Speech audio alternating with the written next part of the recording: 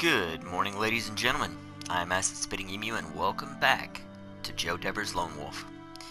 Now, in the last one, we had found the drive chain, and we had searched the sheriff's office for the control handle, but unfortunately, the sheriff was dead, and it appears that the control handle had been, turned over to the Gaiacs. So, we are currently trying to find a place to hide from the Gaiacs, and we have found a building with a red door and a sloping slate roof. So let's see what we do. And we have the option to meditate here, so I want to go ahead and I want to do that. Just to restore our energy. And we have an encounter. Now this is probably one of the most beautiful battle sequences in the entire game. The meditation chamber battle.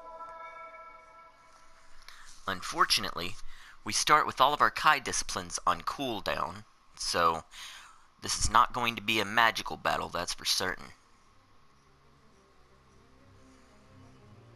And what do we have? A couple of Gaiacs. Yeah, a couple of Gaiacs. Alright. Ah, hell. Alright. Uh-oh. There we go. Ah, yes. I hate it when that happens because it never deals anywhere near as much damage as it should.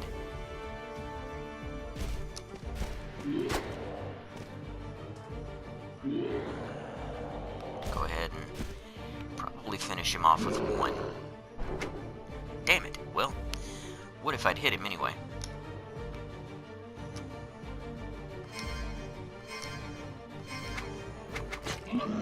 There we go. And we'll finish this guy off with the Summer Sword.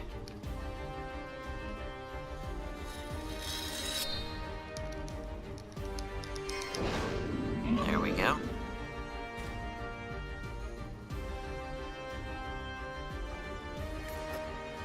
Alright. That finishes those guys.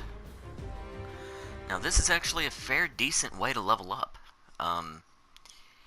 You can do a lot in as far as leveling just by meditating in places that you know aren't going to be safe. And yeah, running into battles that way. See, we got another finest leather pouch, some pine, which is very nice, and a picklock. Alright, go ahead and take all that.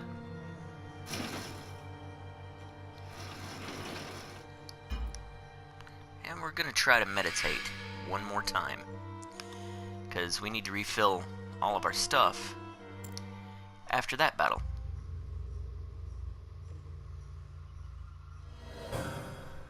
They just don't want me to, huh?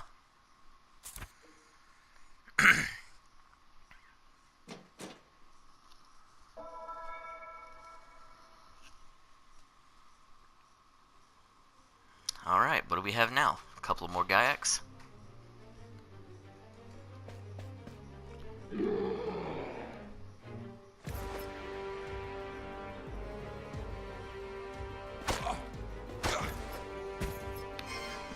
Hop back up here.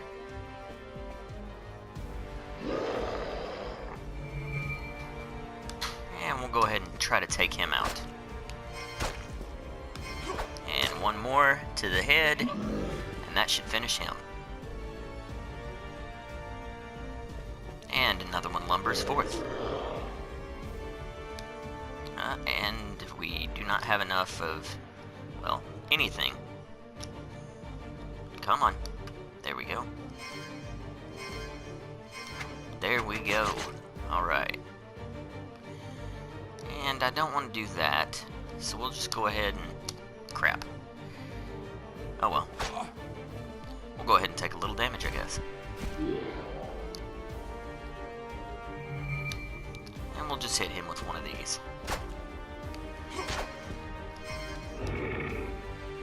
There we go. Finish him off.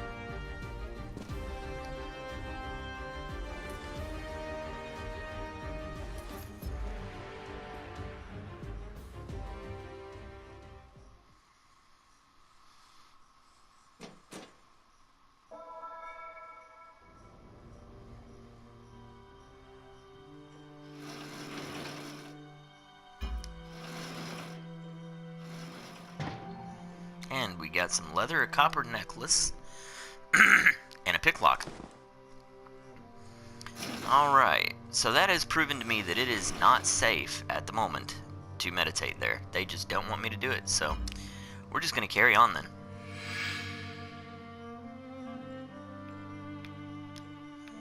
Come on. There we go.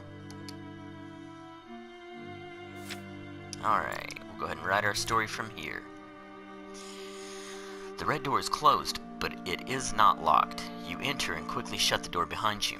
It is a simple village doctor's office, and it appears not to have been searched and despoiled like so many other buildings in this part of Rockstarn. At the rear of the office, partitioned by a drawn white curtain, you find the surgery, where a man is lying on a stretcher. His legs are wrapped with blood-soaked bandages, and he is barely conscious. Sweat glistens on his pale face. He sees you, and falteringly, he tries to talk. You tell the man to rest. He has lost a lot of blood and his strength is waning, but he is determined to speak. He knows they may well be the last words he will ever utter. My name is Grove. I am a Rockstarn miner. My legs were crushed by a runaway mine wagon. They brought me here. They bandaged me, and that's when the Gyaks attacked. Dr. Paxnar left to get help. I cannot walk, and he could not carry me. So here I am. You ask the man if he knows where the doctor went. He said he was going to the Bronin warehouse. There were some people there who would help. He promised he would come back for me, but I have not seen him since. I fear the Gyaks must have gotten him.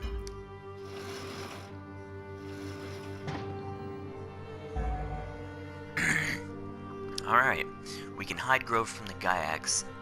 It seems the most urgent thing to do. We try to help Grove using medications in the surgery, or we count on our Kai healing skills to ease Grove's suffering. We'll go ahead and we'll do that.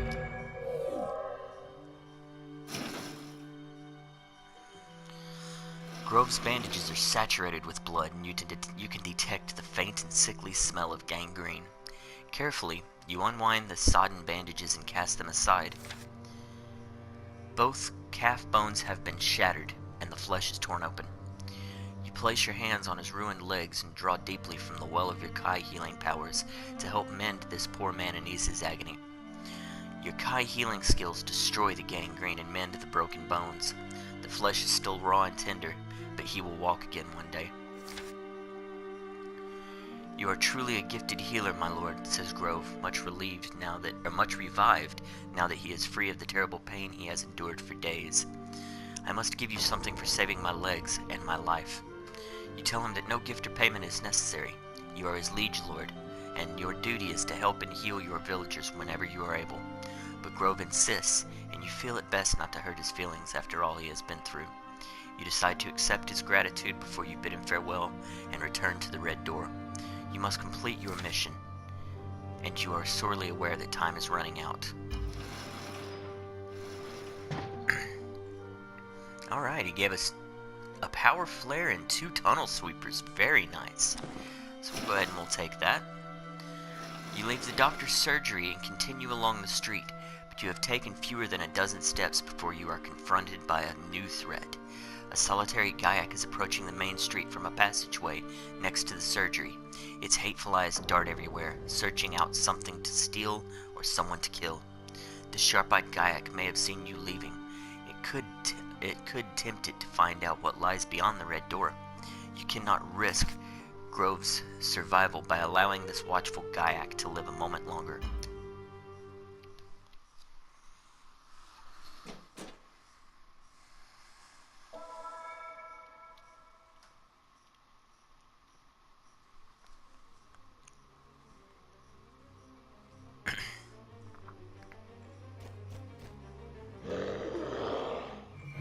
Alright, we'll go ahead and just finish this guy off quick.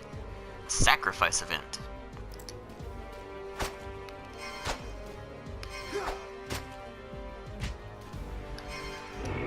And finish him on off here. Now, a sacrifice event is when you don't technically have enough stamina or endurance to pull off an attack. But you can still do it, it just takes some of your health.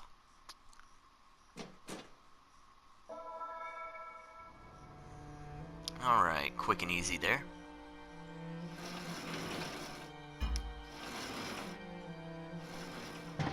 See, the leather crossbow bolts, very nice, and some pine, very nice. Alright, we'll take all that.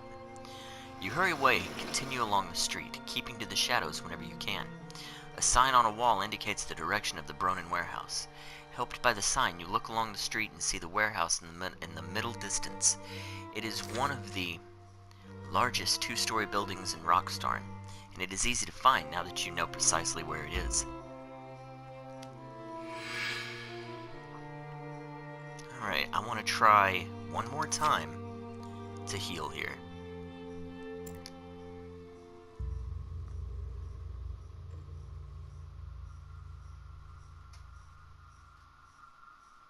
And there we go. Alright. So at least we'll enter into the next battle healed. Head on to the Bronin warehouse. Uh-oh. Accidentally went to the map. There we go. And write our story from here. 20 crows are sitting in a line upon the apex of its gray slate roof. Their black eyes watch you intently as you draw closer. The great double doors at the front of the warehouse are shut, and all of the building's windows have been smashed. There are heaps of splintered timbers, broken crates, overturned handcarts used for transporting Bronin ingots, and myriad other debris gathered around its entrance. The evidence of Gaiac devastation is plain for all to see. You must stop for a few moments, using the cover of a shadowy doorway to view the warehouse and to decide the best way to try and enter this building.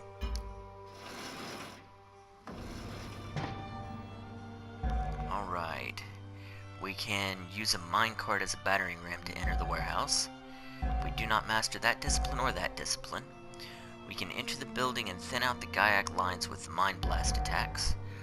Or we can push a mining cart inside the warehouse as a diversion. We're gonna go with this one. Just bust straight through the door and take head on whatever is waiting on us.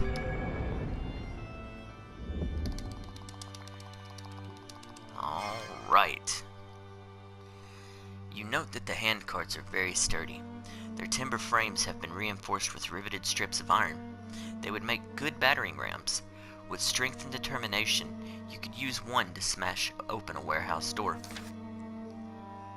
You commit to a bold and daring course of action. You leave the cover of the doorway and rush across the street to the entrance of the Bronin warehouse. You grab the handles of a handcart and point it towards the left door of the pair.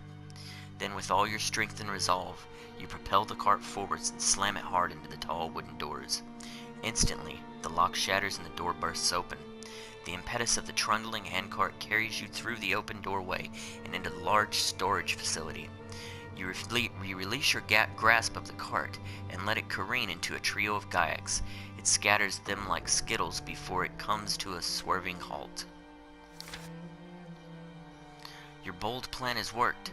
You have got inside the building, but this warehouse is far from being empty. It is occupied by a platoon of Gaiac raiders, led by a Drakaran warrior clad in black battle armor, and they do not take kindly to gatecrashers. Alright, another Drakar to take care of here.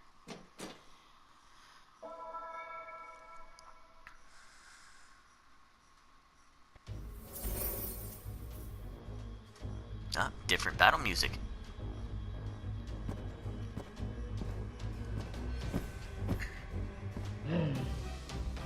Alright, so we have those two stunned. Which means he'll still be able to attack me. But the other two are stunned, so that's pretty nice. Now I'm bleeding. That's not a good thing. So we'll go ahead and use our weapon skill here. Make our weapons a little more powerful. And we're going to go ahead and start wearing down on this Drakaran warrior here. Now, one more attack should finish him off.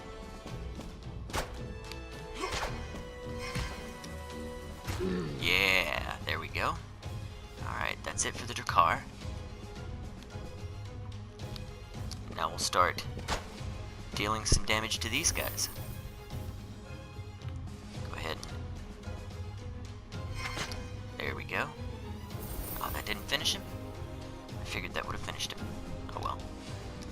Let's see. Alright, he bled to death anyway, that's good. Alright, so we only have this guy to deal with now.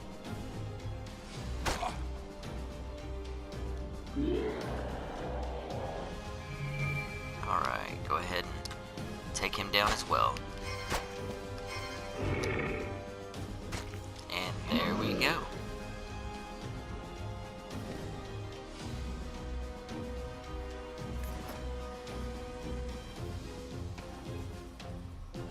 Alright. See what kind of treasures they left us.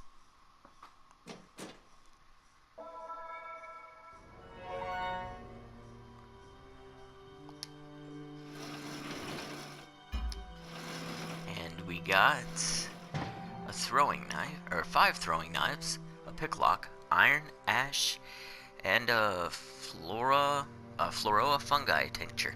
So that's pretty nice. 28 gold crowns, so that's pretty good. Go ahead and we'll take everything here. Ah, not enough space in our inventory. So now, we have to adjust our inventory a little. And the easiest way to do that, the easiest way to go about that, since you don't really want to get anything that you can upgrade, or get rid of anything that you can upgrade with, or, you know, anything you can sell, the easiest way to go about it is to find stuff you can eat. So we'll go ahead and we will, let's see, I don't need that. Head on down here. Don't really, yeah, here we go. I'll go ahead and I can use this. And use one more. Actually, I can just use this. That'll restore all of it for me. There we go. And now I should be able to take the rest of the treasure.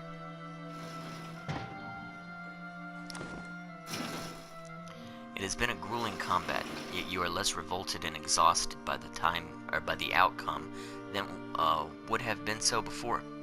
You stand astride the body of the Drakkar who led this slain platoon. Beside him is an object that you saw him drop when you struck your killing blow. It is the control handle. You have found the missing part, and you have delivered summary justice to the creature that murdered Sheriff Tarler. You place the control handle in your backpack, and then you search the spacious building, wary of Gyaks that may have taken refuge from the fight and could still be hiding in the shadow. You find no enemies left alive, but you do discover a bolted trapdoor set into the warehouse floor. It has an iron grill. You peer through the grill and see 2 villagers huddled together in a workshop below. Quickly, you pull open the drawbolt and lift the trapdoor. Come out, you tell them. The Gyaks will not harm you now. The first to climb out is a young man in a leather work apron, followed by a teenage girl. They are villagers, and they count themselves lucky to be alive. They are grateful to you for releasing them, but there is disappointment in their eyes. They fear that you alone will not rid them of the scores of Gyaks that now occupy the beloved village. You tell them you are their liege lord, Lone Wolf. You tell them why you are here and give them a brief account of what you have seen and done since you arrived in Rockstarn. They listen intently to your voice, transfixed by the shocking truth of what you tell them.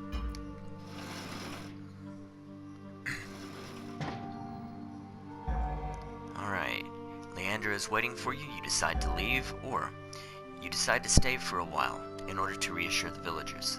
We're going to go with that option. The news you brought is dire and hard to bear. You feel the refugees' anguish. They are hoping that there is something you will do to ease their suffering. The young man in the leather apron steps forward and says, "My name is Darter. I am an apprentice jeweler. My younger brother was chased out of the village when the Gyaks attacked. He is only 7 years old. He has thick brown hair just like mine. Have you seen him?" "What is his name?" you ask sympathetically. "Sarek," says Darter. "His name is Sarek." You have neither seen nor heard of this missing boy. The young man can sense this, and you see his face crumple and drop with disappointment. You both know that Gyaks are unmerciful creatures that rarely take prisoners, especially small and vulnerable ones.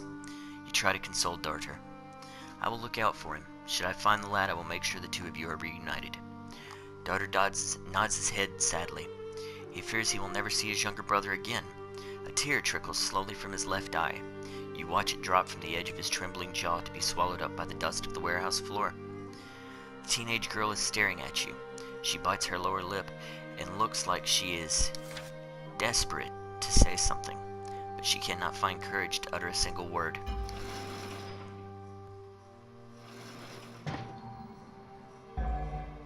Alright, we are going to continue to talk to them. Go on, Gui, says her companion, nudging the girl with his elbow. Ask him.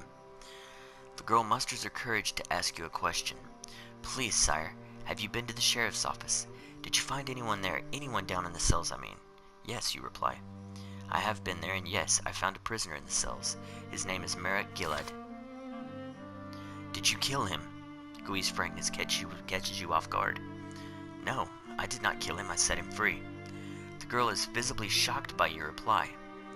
If I had left him locked in his cell, it would only be a matter of time before Gyax found him, or he died of thirst. I released him so he would at least have a chance to survive. It may be a slim chance, but it is better than no chance at all. Gui's face contorts with anger, and you are shocked by the speed of her sudden transformation. You set Gillett free? She says, spitting out the man's name with contempt. You should have killed him. It's only right that he should pay with his life for the death of my elder brother Harund. My brother was briefed to the Sheriff Tarler. Gillett and his thieves murdered him in the sunken forest, along with another reed called Fergo. He must be made to pay for his crime, a life for a life. I'm sorry for your loss, I truly am, you reply, trying desperately to soothe her raw emotions. Sadly, her grief is inconsolable. You feel the weight of duty and responsibility falling heavily on your shoulders. For these young and vulnerable villagers, you are their only hope of salvation. I give you my word as a Kai Lord, and as the Friar Earl of your province, I will rid your village of these accursed Gyaks. Darter raises his head and says, Sire, is there anything we can do to aid you? Yes, you reply, impressed and heartened by Darter's unexpected offer of help. There is an injured miner at the doctor's surgery. His name is Grove. Go there and collect him, but be careful how you carry him on his stretcher, for his legs have been badly damaged. Bring him back here, and await my return. I shall not abandon you. Darter nods assertively in response. You can count on us, my lord, and if you need to restock your supplies while you're here in the village, please come back to us. We can put this warehouse to good use once again, and aid you in your fight. Although you could requisition what you need from your subjects by order, you are mindful that they have suffered greatly. Therefore, you accept Darter's proposal, and you insist that you will pay for any supplies you may purchase. Alright, so now we have unlocked the merchant. So I want to go in here real quick. Yes, most definitely. I want to go in here real quick, and I want to see what we can buy. Or, more importantly, see what we can sell. Because at the moment, my inventory leaves something to be desired. So I do not need this. Yes. Don't need the shield because I'm going to be dual wielding. And what else do we have here? We have another one of these guys. There we go. Let's see. Alright, I already have one necklace equipped.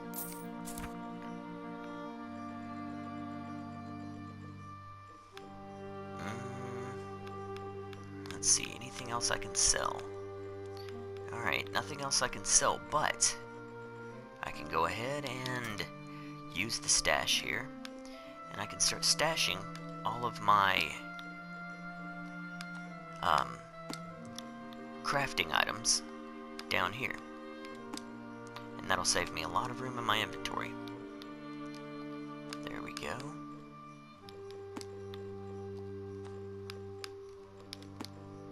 There we go. Oh, get back over. There we go. Alright. And this. And this. Alright, there we go. Now I want to... Let's see. I think I'm gonna stick with the throwing knives instead of the crossbow. So I can go ahead and I can sell the crossbow bolts. Sell off 7 of those. There we go. And now I can see what we have to upgrade. Let's see. Kai Leather is already at level 1. What would it take to go to level 2? I would need 1 more hardened steel, 1 more superior leather, and 2 steel. So let's see if they're selling that. Let's see here. 1 hardened leather. Nope, it doesn't look like it. Or hardened steel, I should say. Yes, they are selling hardened steel. So I can buy 1 of those. There we go. Need 2 more steel. And I believe it was 1 more superior leather. Let me go look again just to be sure. Yes, 1 more superior leather. Alright. So we can do that.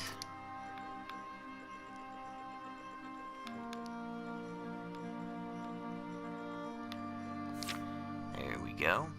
Go ahead and buy that. And head on back up here. And we will upgrade our Kai leather armor. There we go. And now it is Kai mail armor. Very nice. Alright, plus that gives us 1 more slot, so that's pretty nice as well. Let's see, the knives scabbard.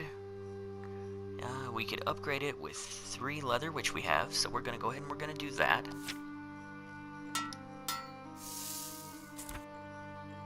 There we go. And if we get 2 superior leather, we can upgrade it once more to add more to our dexterity, but I want to upgrade something else first. We're not going to be able to upgrade our backpack just yet, I don't think we'd have enough money to buy the 3 superior leather. So let's go back here. Oh, there we go. Go back here, and let's start looking at our weapons. Let's see. 1 iron and 1 pine, we can definitely do that. Alright. And now we would need 1 more pine, we could buy that. But let's look at our adjudicar. We need 1 more iron and we can upgrade that, so let's go ahead and do that.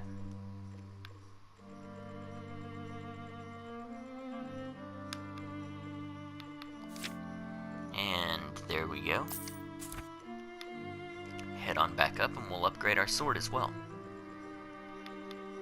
And let me go ahead and buy 1 more pine while I'm in here. Get over there. There we go.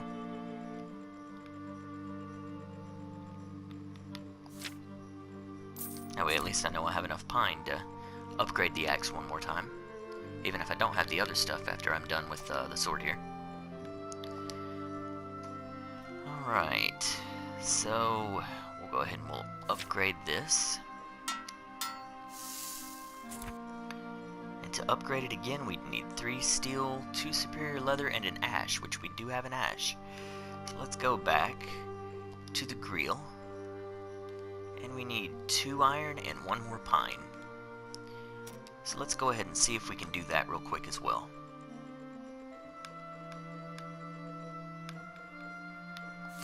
Alright, 2 iron, 1 more pine, and there we go. Excuse me. And that should give us just enough to be able to upgrade the grill here. Go ahead and take care of that. And that should be good for now. And let's see. I think that's all the upgrading I want to do for now. I want to go here and buy some more throwing knives. We have 6. I want... There's 12, 13, 14, and 15 throwing knives. That ought to do us fine for now. And we will hold on to the rest of our money. That ought to do us quite nicely. So, ladies and gentlemen, I think that's going to do it for this video here. I do hope you enjoyed it, and if you did, leave me a like and subscribe. But ladies and gentlemen, have a wonderful day. Later.